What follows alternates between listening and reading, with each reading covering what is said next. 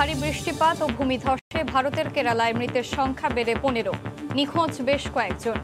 ভেঙে পড়েছে যোগাযোগ ব্যবস্থা, বিদ্যুৎ বিচ্ছিন্ন বহু এলাকা। এবং যুক্তরাষ্ট্রে করোনায় চাকরি হারানো প্রবাসী বাংলাদেশিদের নতুন আবাসস্থল হয়ে উঠছে বাফেলো শহর, যুক্ত হচ্ছে বিভিন্ন ব্যবসা বাণিজ্যে।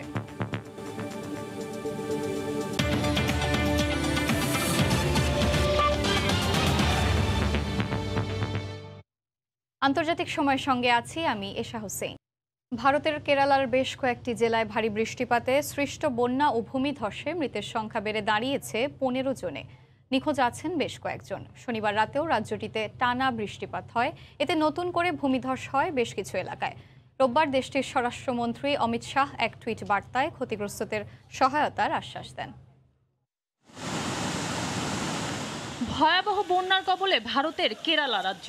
শনিবার রাতেও টানা বৃষ্টি অব্যাহত ছিল রাজ্যটির বিভিন্ন জেলায়। নতুন করে ভূমিধস হয় বেশ কিছু এলাকায়। এতে বন্যা পরিস্থিতির আরও অবনতি হয়েছে, বেড়েই চলেছে মৃতের সংখ্যা। এছাড়া নিখোঁজ হয়েছেন অনেকে। পাশের রাজ্য তামিলনাড়ুতেও ব্যাপক বৃষ্টিপাতের খবর পাওয়া গেছে, তলিয়ে গেছে সেখানকার বেশ কিছু এলাকা। নিখোঁজদের সন্ধানে চলছে উদ্ধার অভিযান। স্বজনদের আহাজারিতে ভারী হয়ে উঠেছে আশপাশ। পরিস্থিতি মোকাবেলায় ভারতীয় সেনা, নৌ ও বিমান বাহিনীর 11টি দল মোতায়েন করা হয়েছে। রোববার নতুন করে বেশ কিছু মানুষকে সরিয়ে নেওয়া হয়েছে। তীব্র পানির স্রোতে তলিয়ে গেছে বহু ঘরবাড়ি ও রাস্তাঘাট। বিদ্যুৎ বিচ্ছিন্ন রয়েছেন সেখানকার বাসিন্দারা। এতে ভেঙে পড়েছে যোগাযোগ ব্যবস্থাও। রোববার দেশটির স্বরাষ্ট্রমন্ত্রী অমিত শাহ এক টুইট বার্তায় ক্ষতিগ্রস্তদের সহায়তার আশ্বাস দেন। এছাড়া তিনি জানান, পরিস্থিতি সবসময় সরকারের পর্যবেক্ষণে রয়েছে। তবে আরও কয়েকদিন বিভিন্ন জায়গায় ভারী বৃষ্টি অব্যাহত থাকবে বলে জানায় আবহাওয়া বিভাগ। এতে বন্যা পরিস্থিতির অবনতির আশঙ্কা করা হচ্ছে। জিনিয়া শেখ, সময় সংবাদ। যতই দিন যাচ্ছে তালেবানের জন্য ততই কঠিন হয়ে উঠছে স্বীকৃতি অর্জনের বিষয়টি। দেশব্যাপী সন্ত্রাসী হামলা ও জঙ্গি কার্যক্রম বাড়ছে উদ্বেগ। এতে ক্ষুব্ধ মুসলিম দেশগুলো। অন্যদিকে নারীদের অধিকার না দেয়ায় পশ্চিমাদের রোষানলে তারা। এ নিয়ে নতুন করে উদ্বেগ জানিয়েছে জাতিসংঘ।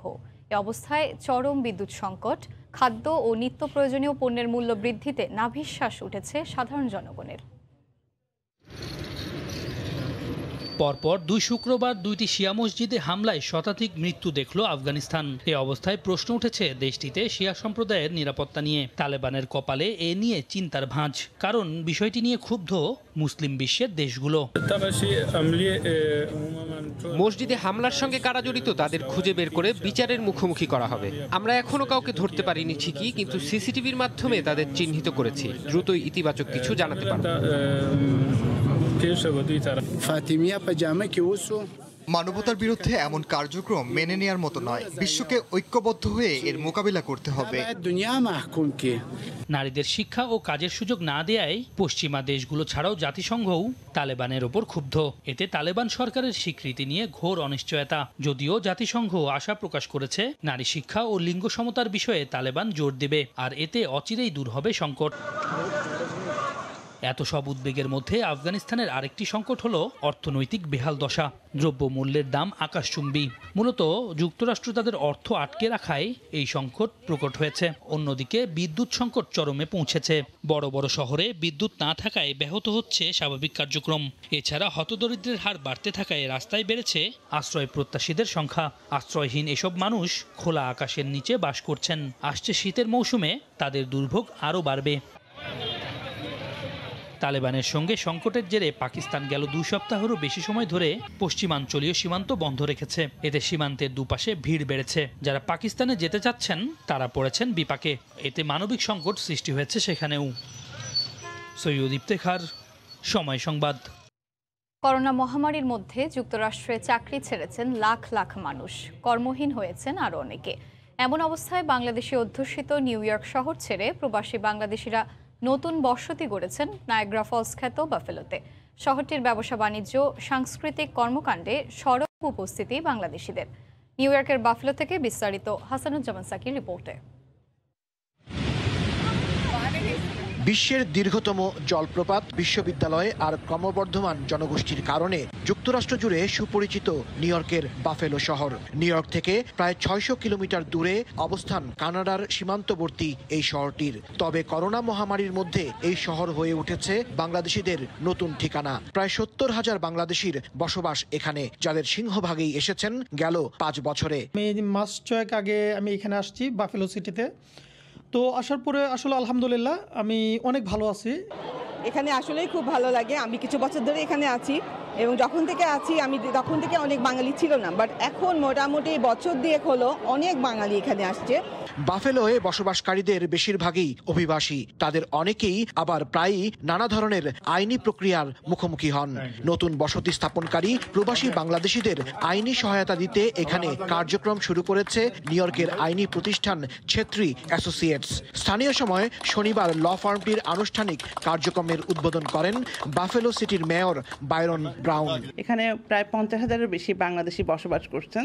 এই বাংলাদেশিদের সেবা দেওয়ার জন্য আমরা ছেত্রী অ্যাসোসিয়েটস বাফেলোতে আমাদের প্রথম অফিস উদ্বোধন করছি আজকে। বাফেলোয় গ্রোসারি, রেস্টুরেন্ট সহ নানা ব্যবসায় জড়িত হচ্ছেন বাংলাদেশিরা। যুক্তরাষ্ট্রের সবচেয়ে বড় আইটি প্রশিক্ষণ ইনস্টিটিউট পিপল অ্যান্ড টেকও শাখা খুলতে যাচ্ছে এখানে। উদ্দেশ্য প্রবাসীদের উন্নত বেতনের চাকরি পাইয়ে দেওয়া। যারা $30,000 চাকরি করছে, কখনো চিন্তাও করতে পারেনি যে $50,000 উপরে বছরে ইনকাম করতে পারবে, এখন তারা $150,000 ইনকাম করতে পেরেছে। সেই সুযোগটা আমি এই বাফেলোবাসীদেরকে দিতে চাই। ব্যবসা বাণিজ্যের পাশাপাশি সাংস্কৃতিক কর্মকাণ্ডেও পিছিয়ে থাকছে না বাফেলো। কমিউনিটির বিভিন্ন অনুষ্ঠানে পারফর্ম করতে বাংলাদেশ থেকে আসছেন বহু শিল্পী, আর এসব অনুষ্ঠানে দর্শক সমাগমও হচ্ছে চোখে পড়ার মতো। করোনা মহামারীর মধ্যে অনেকেই বেকার হয়ে পড়েছিলেন। বলা যায় এই সময়টাতেই অনেক বাংলাদেশি এই বাফেলোতে বসতি করেন, আর তাদের আগমনে এখন মুখর, শান্ত, নিবিড় প্রাকৃতিক সৌন্দর্যের এই শহর। Hasanuzzaman Saki, Somoy Songbad, Niagara Falls, Buffalo, New York. আন্তর্জাতিক সময় আরও থাকছে। বিধিনিষেধ শিথিল হওয়ায় মালয়েশিয়ায় খুলেছে ব্যবসা প্রতিষ্ঠান। শতভাগ যাত্রী নিয়ে চলছে গণপরিবহন। সরকারের এমন সিদ্ধান্তে খুশি প্রবাসীরা। করোনায় আক্রান্তদের মৃত্যু ঝুঁকি কমিয়ে আনতে পারে মলনুপিরাভির ট্যাবলেট, এমনটাই দাবি এর প্রস্তুতকারক প্রতিষ্ঠানের। জরুরি ব্যবহারের অনুমোদনের জন্য FDA বরাবর আবেদনও করেছে তারা। এদিকে অনুমোদনের আগেই ট্যাবলেটটি পাওয়ার জন্য প্রতিযোগিতায় নেমেছে কয়েকটি দেশ। বিশ্বের বিভিন্ন দেশে করোনার প্রকোপ কিছুটা কমে এলেও এখনও পুরোপুরি নিয়ন্ত্রণে আসেনি। ভ্যাকসিন প্রয়োগের পর ভাইরাসের প্রকোপ কমে এলেও এখনও তা অনেক দেশের নাগালের বাইরে। এখনও প্রতিদিন আক্রান্ত হচ্ছেন বহু মানুষ, এর মধ্যে প্রাণও হারাচ্ছেন অনেকে। কয়েকটি দেশে ফের শুরু হয়েছে করোনার নতুন ঢেউ। এই পরিস্থিতিতে সাধারণ এক ট্যাবলেট খেলেই যদি করোনার ভয়াবহতা নিয়ন্ত্রণ করা যায়, তাহলে নিঃসন্দেহে তা হবে গেম চেঞ্জার। বার্তা সংস্থা CNN এক প্রতিবেদনে জানিয়েছে, চলতি মাসে কোভিড ট্যাবলেটের পরীক্ষামূলক ব্যবহারে আশা জাগানো ফল দেখানোর দাবি করা মলনুপিরাভির কিনতে এরই মধ্যে শুরু হয়েছে প্রতিযোগিতা। অনুমোদনের আশায় থাকা বিশ্বের অন্তত 10টি দেশ ট্যাবলেটটি কিনতে চায়, যার মধ্যে 8টি এশীয় অঞ্চলের দেশ।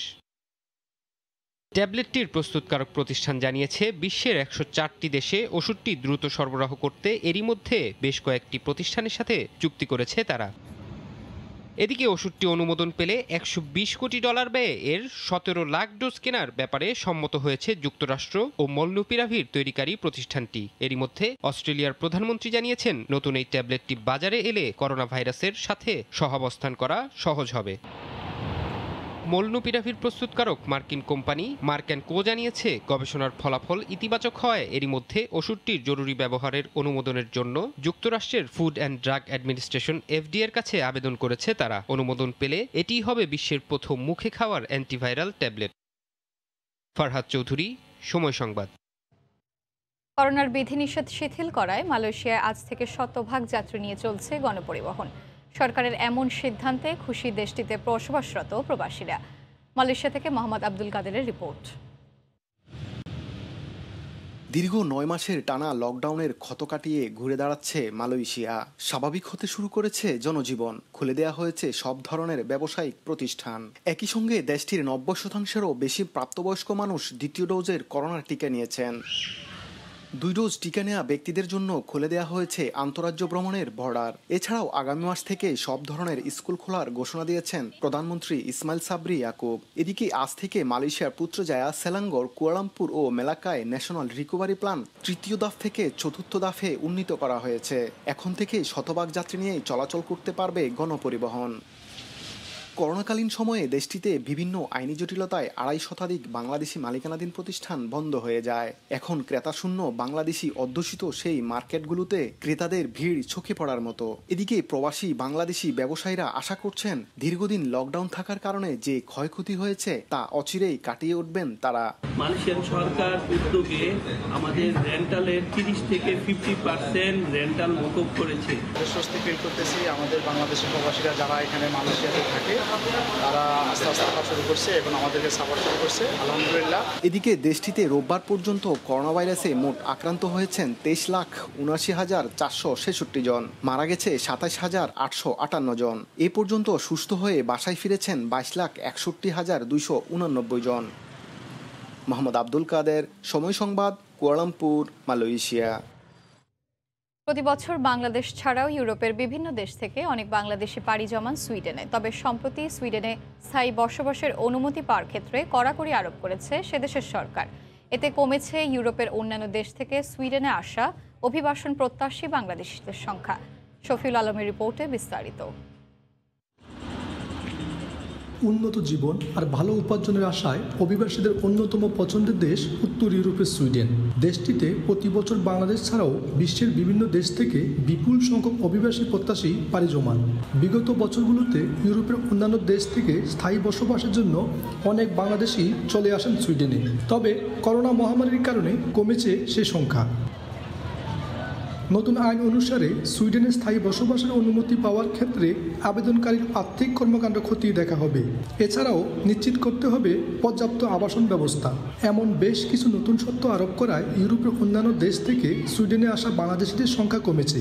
শুধু তাই নয়, অভিবাসন নীতিমালায় কড়াকড়ি আরোপের কারণে অনেকেই দেশ ছেড়ে চলে যেতে বাধ্য হয়েছেন। অনেকে আবার দীর্ঘদিন বসবাসের অনুমতি পাওয়ার অপেক্ষায় রয়েছেন। কাগজ জমা দিলাম, জমা দেওয়ার পর 15 মাস হয়ে গেছে, এখনো পর্যন্ত কেস অফিসার পড়েনি। আর কেস অফিসার পড়ার পর কাগজ পাইলেও পার্মানেন্ট পাইতে অনেক সময়ের ব্যাপার। আমরা যারা আগে আসছি খুবই ইজি ছিল, এখন যারা আসতেছে তাদের জন্য 5 বছরই কাজ করতে হবে এবং পার্মানেন্ট জবও থাকতে হবে। এদিকে সুইডেনে এখনও অনেক দক্ষ কর্মীর পদ খালি রয়েছে। দক্ষ কর্মী সংকট দূরীকরণে প্রয়োজনে কম সুইডিশ ভাষা জানা কর্মীদের নিয়োগ দেওয়ার আহ্বান জানিয়েছে Sweden job agency. Shafiul Alam, সময় সংবাদ, সুইডেন। নতুন প্রজন্মের অধিকারকে সামনে রেখে অদম্য বাংলাদেশ অবাক বিশ্ব স্লোগানে 35তম সম্মেলনের বর্ণাঢ্য আয়োজন করতে যাচ্ছে Federation of Bangladeshi Association in North America, FOBANA. যুক্তরাষ্ট্রের Gaylord National Resort and Convention সেন্টারে আগামী 26, 27 ও 28 নভেম্বর এই সম্মেলন অনুষ্ঠিত হবে। সকালে ঢাকার জাতীয় প্রেস ক্লাবে সংবাদ সম্মেলনে ফোবানার এক্সিকিউটিভ কমিটির চেয়ারম্যান জাকারিয়া চৌধুরী জানান, প্রতি বছরের মতো এবারের সম্মেলনেও বাংলাদেশ থেকে 20 জনের বেশি শিল্পীকে আমন্ত্রণ জানিয়েছেন তারা। এবছর বাংলাদেশের শিক্ষার্থীদের জন্য স্কলারশিপের ব্যবস্থা করছে ফোবানা। এ ব্যাপারে জগন্নাথ বিশ্ববিদ্যালয়ের সঙ্গে একটি চুক্তি হয়েছে বলেও জানানো হয়। 3 দিনব্যাপী এই সম্মেলনে ফ্যাশন শো, বিজনেস লাঞ্চ, বইমেলা, music idol, dance idol, seminar সহ নানা ইভেন্টের আয়োজন থাকছে।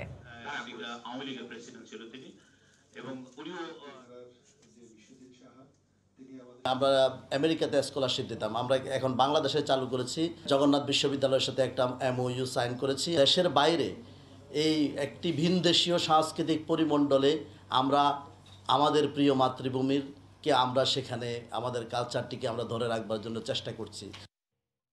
আজ শুরু হচ্ছে বাংলাদেশের বিশ্বকাপ মিশন। প্রিয় দলের খেলা দেখার তর সইছে না মাস্কাটে থাকা বাংলাদেশিদের। 20 ওভারের বিশ্বকাপে টাইগারদের অতীত রেকর্ড ভালো না হলেও সেই ইতিহাস এবার বদলাবে।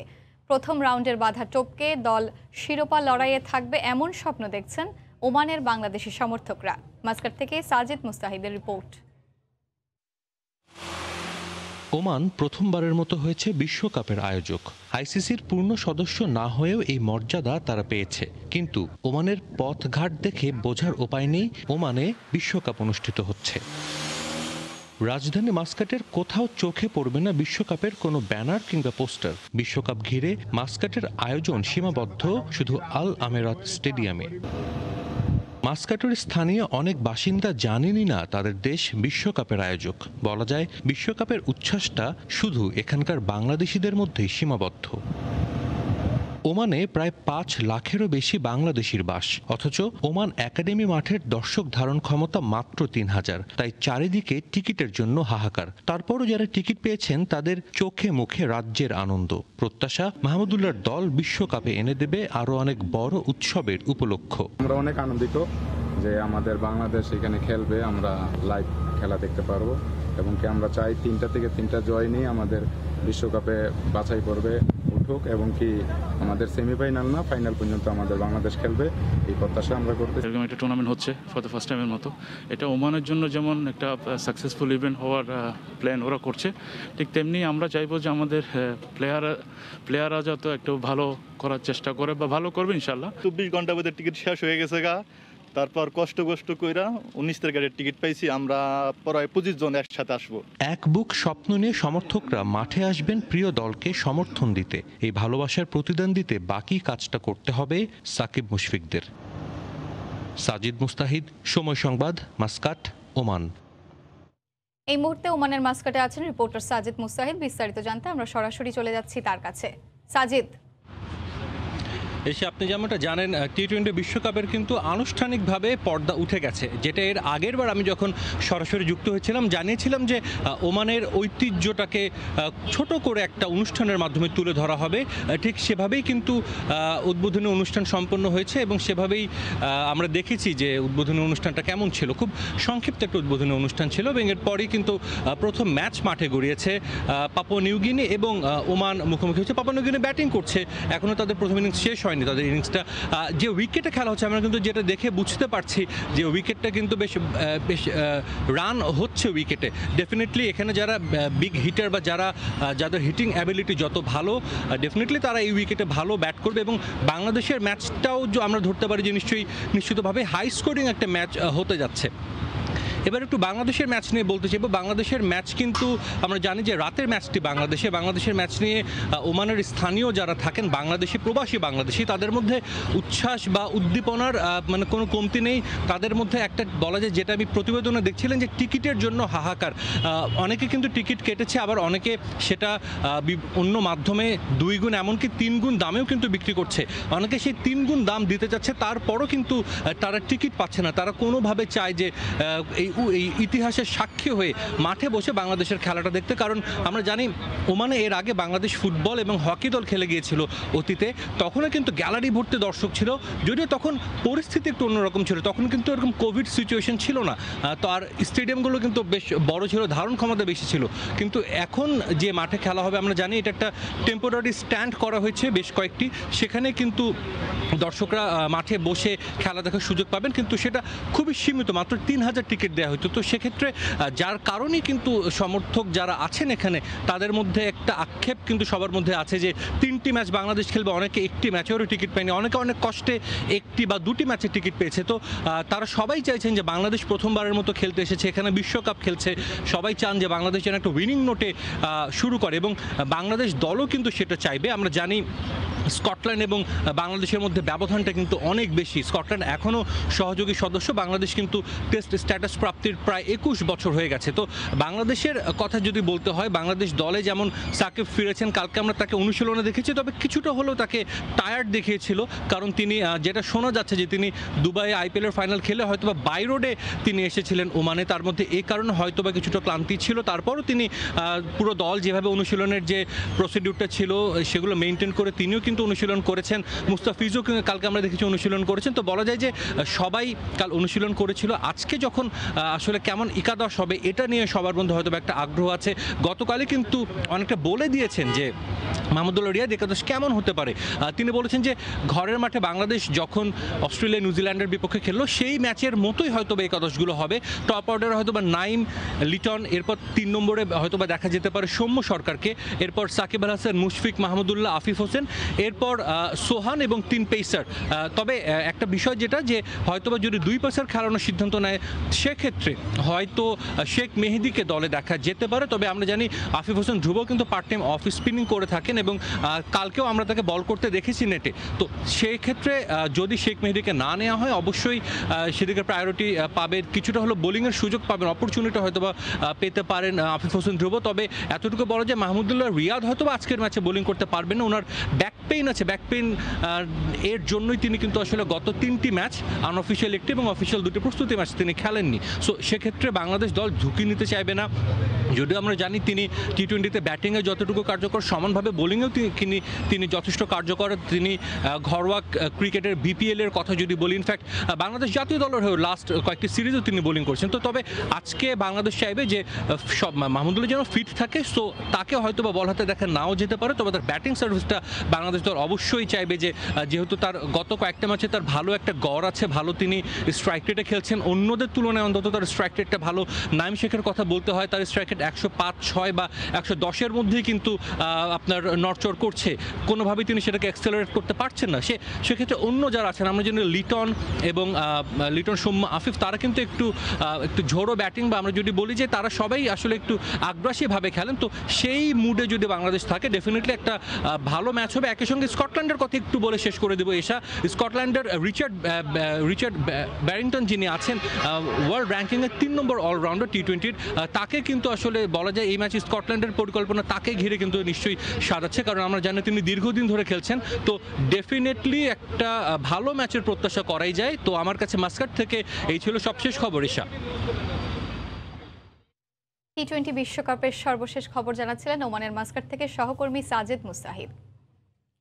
যুক্তরাষ্ট্রে ক্রমেই জনপ্রিয় হয়ে যাচ্ছে ক্রিকেট। নিয়মিত অনুষ্ঠিত হচ্ছে লিগ, যার আয়োজক বাংলাদেশিরা।